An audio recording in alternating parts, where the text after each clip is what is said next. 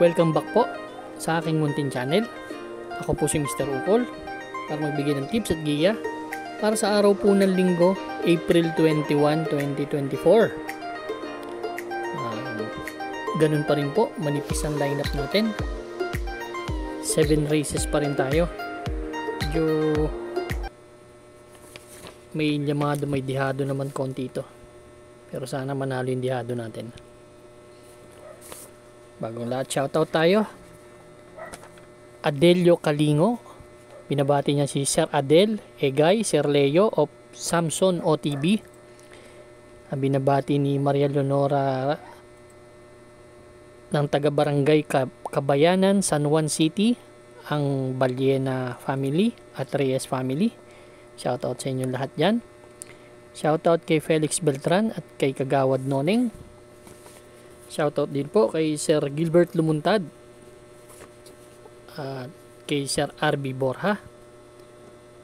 Shoutout din kay Boss Rene, kay Boss Chris at Christopher Garcia, kay Carmelo. Yan. Start na po tayo. Race number 1 po. Ito po yung start ng ating winner take all event, cover races 1 to 7. Meron tayong 5 kalahok. Distansya po 1,400 meters.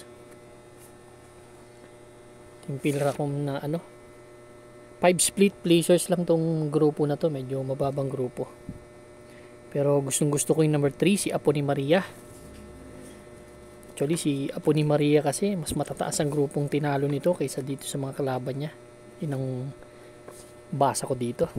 Kasi tinalo ni Apo ni Maria si Iikot Lang at Advocacy last March 9. Apprentice din sumakay nun. Ngayon apprentice pa rin si Berjomel Galleta. May 129 yan sa 1,400 meters. Kaya tingin ko para sa akin solo po, entry number 3, Apo ni Maria. Good luck po. Race number 2 na po tayo, bayang kararista. Ito yung ating pick 6 event, covers races 2 to 7. Dito meron tayong 6 na kalahok. Distansya po 1,400 meters. 28 to 33 split itong grupo na to. Ang first choice ko po dito, entry number 6, si Glamour Girl. Kumbaga ang senaryo, ang nakikita ko kasi senaryo kung mangyayari, marami matulin yung 2, 3, 4, and 5.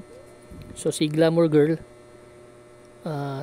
di natin madidiscount ang grupong tinatakbo nito. Tumakbo po ng triple crown kasi ito kila Jaguar.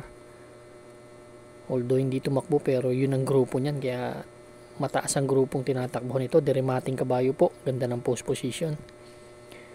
Second choice ko yung number 3, si Miss Hibiki. Si Miss Hibiki naman bagong baba, galing sa 34 to 39 split naman siya. May 125 to sa 125 best time nito sa 1,400 meters. Huling takbo nito pang-apat kila Most Grateful. 125.6 ay 126.8 ang tinala. Kung mauuna to, hindi nila mahabol, talagang magaling sa harapan to. Yan ang second choice ko. Third choice ko na rin yung Fortissimo. Si Fortissimo naman, may magandang panalo rin to. Pero last tinalo nito si Magandang Dilag, nagtala ng 126. J.A. Gusi din ang sumasakay nito. Kaya race number 2, ang first choice ko, entry number 6, Glamour Girl. Second choice number 3, Miss Hibiki. Third choice number 2, Fortissimo. Good luck po. Race number 3 na po tayo, bayang kararista. Pick 5 event, covers races 3 to 7. Itong grupo na to, 28 to 33 split. Ang first choice ko po dito sa kay Puni Pati Dilemma Dihado po. Entry number 5, Money for Gabriel. Ito yung dihado ko dito. Kasi may panalong maganda to last February 18. Tinalo nito sila Grand Laughter. Andito rin si Ruby Bell din ang tinalo niyan, banderang tapos. Tingin ko may chance ang manalo to kasi medyo batak sa laban, tataas ang grupo nilalabanan. Itong mga kalaban medyo mga bata pa pero mahusay din naman. Kasi pag nauna to or segundo pwesto umalis na lang, may panalo pa rin sa akin to. Kasi dito si veterano Ruby Bell, matutulin yan. Hook on the run. Pero maka striking distance lang, pwedeng manalo to. Second choice ko number 3 na rin si Ruby Bell. Ito medyo nag-umento. Si Ruby Bell naman last March 10 nanalo rin to. Tinalo nito yung puntong si Papa Umamaw. 113 in a fraction ng tinala nito sa sa 1,200 meters. Yan din ang sumakay. Actually, may magandang panalo rin to sa maiden niya. Tinalo nito si Louisville, yung couple entry ni Han City. Kaya may panalo rin sa akin to. Third choice ko na rin, yung Yamado, number 7, Han City. Ito naman, nanalo to nung last run nitong Samilya, yung Cool Summer Farm Race. Last April 7. Tinalo nito si Boss Lady, Every Sweat Counts. Medyo magagaling din. Same rider sasakay, nagtala ng 143.6. May best time yan na 128 sa 1,400 meters. Kaya yan ang third choice ko. Kaya race number 3 ang first choice. Entry number 5, Money for Gabriel. Second choice number 3, Ruby Bell. Third choice number 7, Han City. Good luck po. Race number 4 na po tayo, bayang karerista. Pick 4 event covers races 4 to 7. Meron tayong 6 na kalahok. Ang distansya po is 1,400 meters. Dito, ang first choice ko, 16 to 21 split to. First choice ko, yung entry number 2 na si Rapis Point. Si Rapis Point, actually, palaging tumitimbang to. 2 beses sumigundo na to. Last March 13, segundo to kay Mythic Layla. Nagtala ng 127.8, same rider. April 13 pala. April 3 naman, segundo rin to kay Lucky Julian.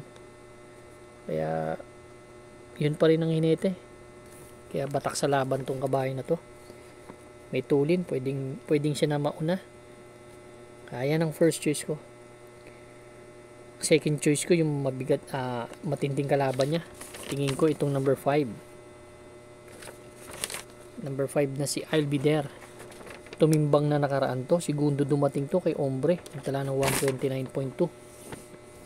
Pero ang best time niyan, may 127 po yan sa 1,400 meters.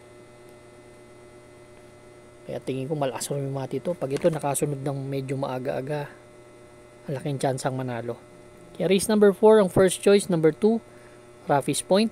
Second choice number 5, I'll Be There. Good luck po. Race 5 na po tayo, bayang karerista. Ito po yung last DD plus 1 event natin. Another 6 entries and another 1,400 meters na distansya. 22 to 27 split. Medyo mababang grupo rin naman yung binagsakan ni Louisville. Kaya yan ang first choice ko. Si Louisville, huling takbo dito April 7, tersero dumating to doon yan sa Cool Summer Farm. Tersero siya dumating doon sa couple entry niya na si Han City. Nagtala ng 145 sa milya. Pero may magandang takbo yan ng last April 26, March 26. Nanalo yan, si Lucky Strike tinalo niyan, 6 lengths ang layo. Nagtala ng 113.2 sa 1,200 meters, 26 medyan dating. Kaya tingin ko pag ito nauna, meta na nila lalagpasan to kapag nakauna ng prente to, kung hindi makahabol ni Iyazaki. Second choice ko na rin yung Javier Stable kay Mr. Sandy Javier, si Agaron. Ito punto rin tong kabayo no, nasa condition din to. Segundo last time out to kay Graceful Gift last April 14, 128.2 si Agaron. Ganda ng post position, diramating kabayo. Pero minsan nakakasunod yan eh. Same rider ang sasakay. Kaya race number 5, ang first choice, number 1, Louisville. Second choice, Louisville. Second choice, number 6, Agaron. Good luck po. Race number 6 na po tayo. The penultimate race, Bayang Karerista. Dito naman, meron tayong 8 kalahok. Medyo marami namang konti. 1,400 meters distance, 6 to 10 split. Itong grupo na to. First choice ko, yung Sandy Javier stable ulit. Itong Cool Mom. Actually, si Cool Mom, huling takbo. Last April 12, tercero dumating, kila Carried Away Lab Radio. Nagtala ng 130.4. Same rider ang sasakay. Gusto ko lang yan kasi talagang palaging tumitimbang yung kabayo na yan. Malakas rumimate. Tingin ko lamang ng konti sa akin si Cool Mom. Second choice ko yung number 8. Si Celebrity. Doon din tumakbo. Kila Carried Away din. Panlima naman dumating. Pero change jockey na siya. From Ed Guerra to JB Hernandez. Binalik na kay Uno. As tingin ko, itong kay Uno, may chance ring manalo. Ganda ng post position. Kaya race number 6, ang first choice. Entry number 4, Cool Mom. Second choice number 8, Celebrity. Good luck po. Race number 7 na po tayo. Last and final race for tonight, Bayang Karerista. Parating ng ating winner take all, pick 6, pick 5, pick 4. At mga exotics natin. Parating na to. Meron tayo ditong siyam na kalahok. 1,400 meters distance, 11 to 15 split tong grupo na to. Dito medyo para sa akin, yung dalawa nakakaangat sa laban. Pero tignan natin yung iba. Pero ako first choice ko dito. Bagong baba, number 9, Alasabon. Galing sa 16 to 21 split nung nakaraan. Siya yung bumandera. May 23 na tinala sa 2 kwartos niya. Pero medyo hindi tumimbang ng maganda. Mythic Layla nanalo doon. Nagtala siya lang ng 129.8. Pero pag nauna to, prente-prente, malaki yung panalo.